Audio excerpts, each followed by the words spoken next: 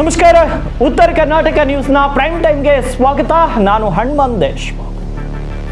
ಬೀದರ್ ಜಿಲ್ಲೆಯ ನಾರಾಜ ಸಹಕಾರ ಸಕ್ಕರೆ ಕಾರ್ಖಾನೆಯ ನಿರ್ದೇಶಕರ ಚುನಾವಣೆಯಲ್ಲಿ ಇದೀಗ ಕಾಂಗ್ರೆಸ್, ಬಿಜೆಪಿ ಮತ್ತು ಒಂದಿಷ್ಟು ವಿವಿಧ ಪಕ್ಷಗಳ ಅಭ್ಯರ್ಥಿಗಳಿಗೆ ಸೇಡನ್ನ ಹೊಡೆದು ಜೆಡಿಎಸ್ ಬೆಂಬಲಿತ ಅಭ್ಯರ್ಥಿಗಳು ಇದೀಗ ಭರ್ಜರಿ ಗೆಲುವನ್ನ ಸಾಧಿಸಿದ್ದಾರೆ.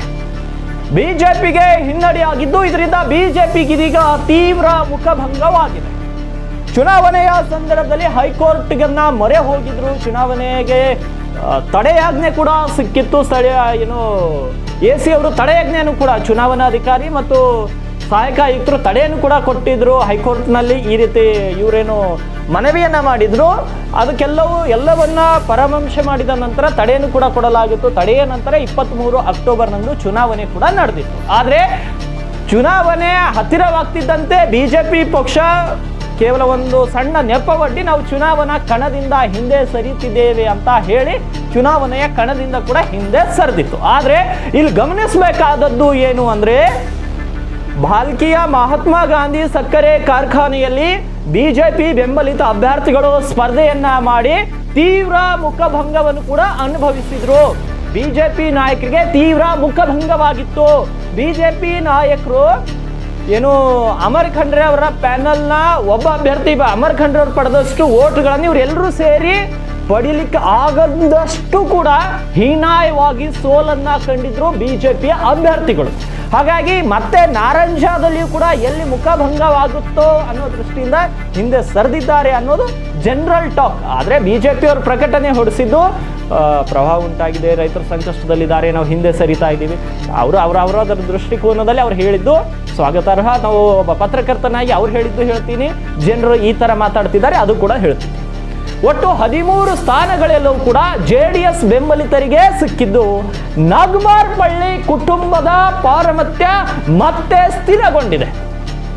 ಕಳೆದ ವಿಧಾನಸಭಾ ಚುನಾವಣೆಯಲ್ಲಿ ಜೆಡಿಎಸ್ನ ಅಭ್ಯರ್ಥಿಯಾಗಿರುವಂತಹ ಸೂರ್ಯಕಾಂತ್ ನಾಗಮಾರ್ಪಳ್ಳಿ ಚುನಾವಣೆಯಲ್ಲಿ ಸೋಲನ್ನ ಕಂಡಿದ್ರು ವಿಧಾನಸಭಾ ಚುನಾವಣೆಯಲ್ಲಿ. ಆದರೆ ಕಾರ್ಖಾನೆಯ ಆಡಳಿತ ಮಂಡಳಿಯ ನಿರ್ದೇಶಕರ ಚುನಾವಣೆಯಲ್ಲಿ ಮಾತ್ರ ಭರ್ಜರಿ ಗೆಲುವನ್ನ ಸಾಧಿಸಿದ್ದಾರೆ.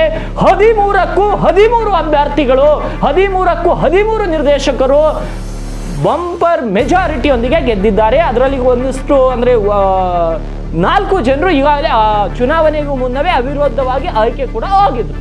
ಆದರೆ ಚುನಾವಣೆಯ ನಂತರ ಏನು ಫಲಿತಾಂಶ ಬಿಡುಗಡೆ ಆಯಿತು, ಬೆಂಬಲಿಗರು ಸಾಕಷ್ಟು ವಿಜಯೋತ್ಸವವನ್ನ ನಡೆಸಿದ್ರು.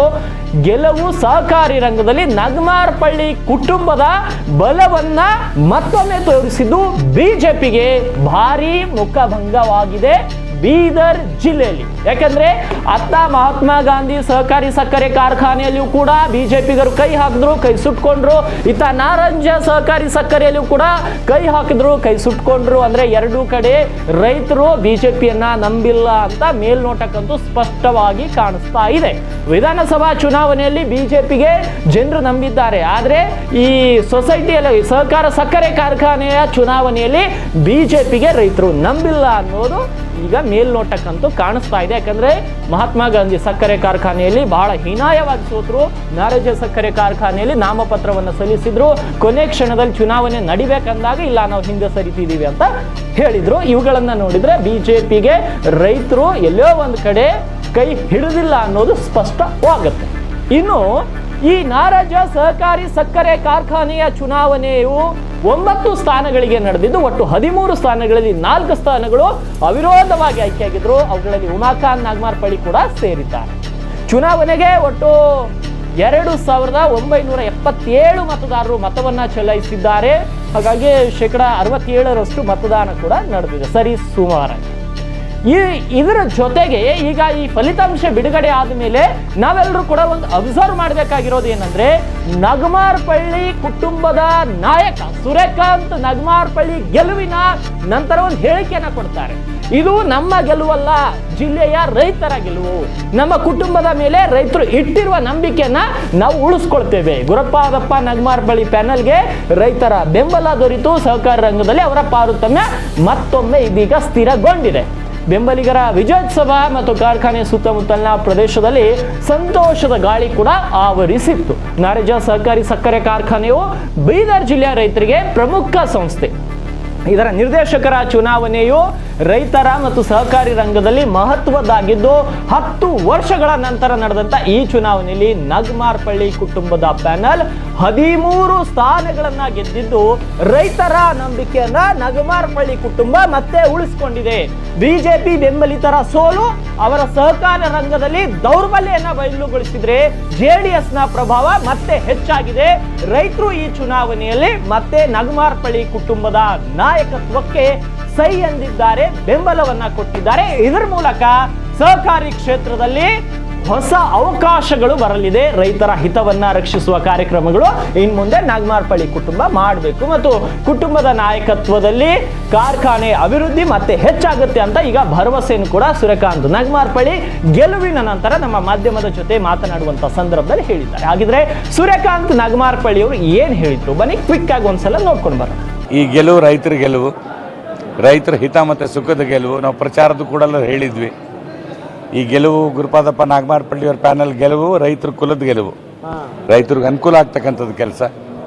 ಬರ್ತಕ್ಕಂಥ ದಿವಸದಲ್ಲಿ ಒಳ್ಳೆ ರೀತಿಯಲ್ಲಿ ರೈತರಿಗೆ ಹಿತ ಆಗ್ತಕ್ಕಂಥ, ಜಿಲ್ಲೆ ಜನಕ್ಕೆ ಹಿತ ಆಗ್ತಕ್ಕಂಥ ಕೆಲಸ ಮಾಡ್ಕೊಂಡು ಹೋಗ್ತೀವಿ. ಸರ್, ಏನೋ ನಾಗಮಾರ್ಪಳ್ಳಿ ಕುಟುಂಬದ ಕೈಯಲ್ಲಿದ್ದಂಥ ಕಾರ್ಖಾನೆಯನ್ನು ಕಸ್ಕೋಬೇಕಂತ ತುಂಬಾ ಜನ ಓಡಾಡಿದ್ರು, ಆದರೆ ಜನ ಮತ್ತೆ ನಿಮ್ಮ ಮೇಲೆ ತಮ್ಗೆಲ್ಲರಿಗೂ ಗೊತ್ತಿದೆ, 20 ವರ್ಷದಿಂದ ಕೂಡು ಬಿದ್ದಿರಕ್ಕಂಥ ಶುಗರ್ ಫ್ಯಾಕ್ಟ್ರಿನ ತಂದೆ ಗುರುಪಾದಪ್ಪ ನಾಗಮಾರ್ಪಳ್ಳಿಯವರು, ಉಮಾಕಾಂತ್ ನಾಗಮಾರ್ಪಳ್ಳಿಯವರು ಕೂಡಿ 23 ವರ್ಷ ಸತತವಾಗಿ ಸಕ್ಕರೆ ಸಾಕಾರ ಕಾರ್ಖಾನೆಯನ್ನು ಒಳ್ಳೆ ರೀತಿ ಉತ್ತಮ ರೀತಿಯಲ್ಲಿ ನಡೆಸ್ಕೊಂಡು ಬಂದಿದ್ದಾರೆ. ಸಾವಿರಾರು ಲಕ್ಷಾಂತರ ರೈತರಿಗೆ ಅನುಕೂಲ ಮಾಡಿಕೊಟ್ಟಿದ್ದಾರೆ. ಅದೇ ರೀತಿಯಲ್ಲಿ ಉತ್ತಮ ರೀತಿಯಲ್ಲಿ ನಡೆಸ್ಕೊಂಡು ಹೋಗ್ತೀವಿ. ಸರ್, ಮುಂದೆ ಯಾವ ರೀತಿಯಾಗಿ ರೈತರಿಗೆ ಸಾಕಷ್ಟು ತೊಂದರೆಗಳು, ಸಮಸ್ಯೆಗಳಿದ್ದಾವೆ ಸರ್. ಇವತ್ತು ಯಾವ ರೀತಿಯಾಗಿ ತಮ್ಮ ನೇತೃತ್ವದೊಳಗ ರೈತರಿಗೆ ಯಾವ ರೀತಿ ನೆರವು ಸಿಗತಕ್ಕಂಥ ಕೆಲಸವನ್ನು ಮಾಡ್ಕೊಂಡು ಹೋಗ್ತೀರಿ ಸರ್? ಈಗ ಉಮಾಕಾಂತ್ ನಾಗಮಾರ್ಪಳ್ಳಿಯವ್ರ ಮಾರ್ಗದರ್ಶನದಿಂದ, ಎಲ್ಲರ ಮಾರ್ಗದರ್ಶನದಿಂದ, ರೈತ ಸಂಘದವ್ರ ಮಾರ್ಗದರ್ಶನದಿಂದ ತಮ್ಮೆಲ್ಲರಿಗೂ ಗೊತ್ತಿದೆ, ಆಗಲೇ ಅತಿವೃಷ್ಟಿ ಆಗಿದೆ. ಮೊನ್ನೆ ಕೂಡ ನಾವು ಕೂಡ ಅತಿವೃಷ್ಟಿ ಆದಾಗ ಸಹಕಾರ ಸಕ್ಕರೆ ಕಾರ್ಖಾನೆ ನಡಿಬೇಕು, ಕಬ್ಬು ಒಂದು ಮಾತ್ರ ಉಳಿದಿದೆ, ರೈತರಿಗೆ ಇದು ಬೆನ್ನೆಲುಬಾಗಿದೆ, ಕಮರ್ಷಿಯಲ್ ಕ್ರಾಪ್ ಆಗಿದೆ, ಅನುಕೂಲ ಮಾಡಿಕೊಡ್ಬೇಕು. ಬರ್ತಕ್ಕಂಥ ದಿವಸದಲ್ಲಿ ಅವ್ರಿಗೆ ಒಳ್ಳೆ ರೀತಿಯಲ್ಲಿ ಕೆಲಸ ಮಾಡಿ ಅವ್ರಿಗೆ ಅನುಕೂಲ ಮಾಡ್ತಕ್ಕಂಥ ಕೆಲಸ ನಾವು ಮಾಡ್ತೀವಿ. ಅಧ್ಯಕ್ಷರು ಯಾರು ಇನ್ನು ಸಮಯ ಇದೆ, ಕಮಿಟಿ ಡಿಸೈಡ್ ಮಾಡ್ತಾರೆ. ಅದು ಕಮಿಟಿ ಡಿಸೈಡ್ ಮಾಡ್ತಾರೆ. ಏನು ಹೇಳ್ತೀರಿ ಸರ್? ಚುನಾವಣೆ ನಿರೀಕ್ಷೆ ಮಾಡಿರಲಿಲ್ಲ, ಆದರೂ ಚುನಾವಣೆ ಆಯಿತು. ಎಲ್ಲೋ ಒಂದು ಕಡೆ ಮಾತುಕತೆ ಸಂಧಾನ ಆಗಲಾರದಕ್ಕೂ ಚುನಾವಣೆ ಆಯಿತು ಅಥವಾ ಹೇಗೆ ಅಂತ? ಇಲ್ಲ, ರೈತರ ಹಿತಕ್ಕಾಗಿ ಆಗಿದೆ. ಇದು ಏನೇ ನಿರ್ಧಾರ ಇದೆ ರೈತರ ಹಿತಕ್ಕಾಗಿ ತಗೊಂಡಿದ್ದಾರೆ. ರೈತರಿಗೆ ಇನ್ಮೇಲೆ ಇನ್ನೂ ಹೆಚ್ಚಿನ ಮಟ್ಟದಲ್ಲಿ ಒಳ್ಳೆಯದಾಗ್ತದೆ. ರೈತರ ತೀರ್ಪು ಕೂಡ ಕೊಟ್ಟಿದ್ದಾರೆ.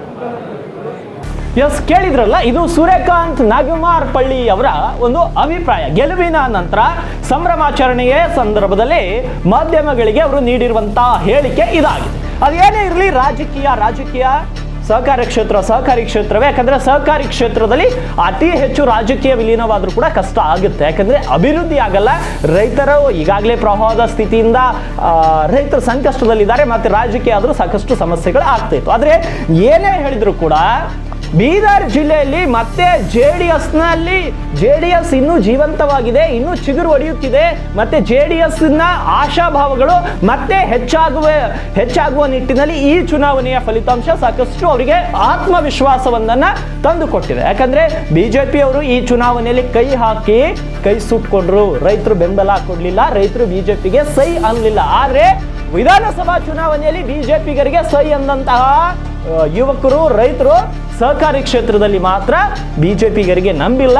ಜೆಡಿಎಸ್ನವರ ಕೈ ಹಿಡಿದಿದ್ದಾರೆ, ಜೆಡಿಎಸ್ಗೆ ಸೈ ಅಂದಿದ್ದಾರೆ. ಇದರ ಮೂಲಕ ಒಂದು ಸ್ಪಷ್ಟವಾಗುತ್ತೆ, ವಿಧಾನಸಭಾ ಚುನಾವಣೆಯಲ್ಲಿ ಜನರು ಬಿಜೆಪಿಯ ಕೈ ಹಿಡಿದಿರಬಹುದು, ಆದ್ರೆ ರೈತರು ಮಾತ್ರ ಜೆಡಿಎಸ್ ನ ಜೊತೆಗೆ ಮತ್ತು ಜೆಡಿಎಸ್ ನ ಮೇಲೆ ಭರವಸೆಯನ್ನ ಇಟ್ಟು ಜೆಡಿಎಸ್ ನ ಅಭ್ಯರ್ಥಿ ಮತ್ತು ಜೆಡಿಎಸ್ ಬೆಂಬಲಿತ ನಿರ್ದೇಶಕರ ಮೇಲೆ ಭರವಸೆಯನ್ನ ಇಟ್ಟು ಜೆಡಿಎಸ್ಗೆ ಸೈ ಅಂದಿದ್ದಾರೆ. ಇದು ಒಂದು ಸ್ಪಷ್ಟ ನಿರ್ದೇಶನ. ಏನಂದ್ರೆ ವಿಧಾನಸಭಾ ಚುನಾವಣೆಯಲ್ಲಿ ಯಾರ ಕೈ ಹಿಡಿದಿದೆಯೋ ಬಿಟ್ಟಿದೆಯೋ ಗೊತ್ತಿಲ್ಲ, ಆದ್ರೆ ಸಹಕಾರ ಕ್ಷೇತ್ರ ರೈತರ ಮಾತು ಅಂತ ಬಂದಾಗ ರೈತರು ನಾವು ಸದಾ ಜೆಡಿಎಸ್ ನ ಜೊತೆಗೆ ಇದೀವಿ ಅಂತ ಮತ್ತೆ ಬೀದರ್ ಜಿಲ್ಲೆಯಲ್ಲಿ ರೈತರು ಪ್ರೂವ್ ಮಾಡಿದ್ದಾರೆ. ಜೆಡಿಎಸ್ ಬೆಂಬಲಿತ ಅಭ್ಯರ್ಥಿಗಳು ಭರ್ಜರಿ ಗೆಲುವನ್ನ ಸಾಧಿಸಿದ್ದಾರೆ. ಇದು ಒಂದು ಸ್ಪಷ್ಟ ನಿರ್ದೇಶನ. ಜೆಡಿಎಸ್ ನ ಜೊತೆಗೆ ಬೀದರ್ನ ರೈತರು ಮತ್ತೆ ನಾವು ನಿಮ್ ಜೊತೆಗಿದ್ದೀವಿ ಅಂತ ತೋರಿಸ್ಕೊಟ್ಟಿದ್ದಾರೆ ಅಂತ ಹೇಳೋದಕ್ಕೆ ಇದೊಂದು ದೊಡ್ಡ ನಿರ್ದೇಶನ. ಇದರ ಜೊತೆಗೆ ನಗಮಾರ್ಪಳ್ಳಿ ಕುಟುಂಬ ಸಹಕಾರಿ ಕ್ಷೇತ್ರದಲ್ಲಿ ತನ್ನದೇ ಪಾರುಮತ್ಯ ಸಾಧಿಸಿದೆ ಮತ್ತು ತನ್ನದೇ ಪಾರುಮತ್ಯ ಇನ್ನೂ ಕೂಡ ಮುಂದುವರೆಸಿದೆ ಅಂತ ಅದಕ್ಕೂ ಕೂಡ ಇದೊಂದು ದೊಡ್ಡ ನಿರ್ದೇಶನ. ಯಾಕಂದ್ರೆ ನಾರಾಜ ಸಹಕಾರಿ ಸಕ್ಕರೆ ಕಾರ್ಖಾನೆ ಗುರುಪಾದಪ್ಪ ನಗಮಾರ್ಪಳ್ಳಿ ಅವರ ಒಂದು ಕನಸಿನ ಕೂಸು. ಈ ಭಾಗದ ರೈತರು ಕೂಡ ಕಬ್ಬು ಬೆಳಿಬೇಕು, ಉತ್ತಮ ರೀತಿಯಲ್ಲಿ ಅವರಿಗೆ ದರ ಸಿಗಬೇಕು ಮತ್ತು ಈ ಭಾಗದ ರೈತರು ಕೂಡ ಆರ್ಥಿಕವಾಗಿ ಸಬಲರಾಗಬೇಕು ಅನ್ನೋ ಉದ್ದೇಶದಿಂದ ಆ ಕಾರ್ಖಾನೆಯನ್ನ ಸ್ಥಾಪಿಸಿದ್ರು. ಅದಕ್ಕಾಗಿ ಆ ಕಾರ್ಖಾನೆ ಕೂಡ ಒಳ್ಳೆ ರೀತಿ ಕೆಲಸ ಮಾಡ್ತಿತ್ತು. ಪಾಪ ಅವ್ರು ಜೀವಂತ ಇರೋ ತನಕ ಸಾಕಷ್ಟು ಒಳ್ಳೆ ರೀತಿ ನಡ್ಕೊಂಡು ಹೋಯ್ತು. ಆಮೇಲೆ ಉಮಾಕಾಂತ್ ನಾಗಮಾರ್ಪಳ್ಳಿ ಅವರು ಕೂಡ ಒಳ್ಳೆ ರೀತಿ ನಡೆಸಿದ್ರು. ಈಗ ಸ್ವಲ್ಪ ಸಾಲ ಬಾಧೆಯಲ್ಲಿದೆ, ಸಾಲದಲ್ಲಿ ಇದೆ, ಅದು ಬೇರೆ ವಿಷಯ. ಆದರೆ ಈ ಭಾಗದ ಏನು ಔರಾದ್ನ ಸುತ್ತಮುತ್ತ, ಬೀದರ್ನ ಸುತ್ತಮುತ್ತ ಒಂದಿಷ್ಟು ರೈತರಿಗೆ ಆ ಕಾರ್ಖಾನೆಯಿಂದ ಸಾಕಷ್ಟು ಉದ್ಧಾರ ಆಗಿದೆ. ಕಾರ್ಖಾನೆಯಲ್ಲಿ ನೌಕರಿಗಳು ಸಿಕ್ಕಿದೆ. ಆ ಕಾರ್ಖಾನೆಯಿಂದ ಸಾವಿರಾರು ಕುಟುಂಬಗಳು ಸಂತೋಷದಿಂದ ಬದುಕ್ತಾ ಇದೆ. ಅವೆಲ್ಲದಕ್ಕೂ ಕೂಡ ಗುರುಪಾದಪ್ಪ ನಗಮಾರ್ಪಳ್ಳಿ ಅವರ ಕೊಡುಗೆ ಸಾಕಷ್ಟಿದೆ.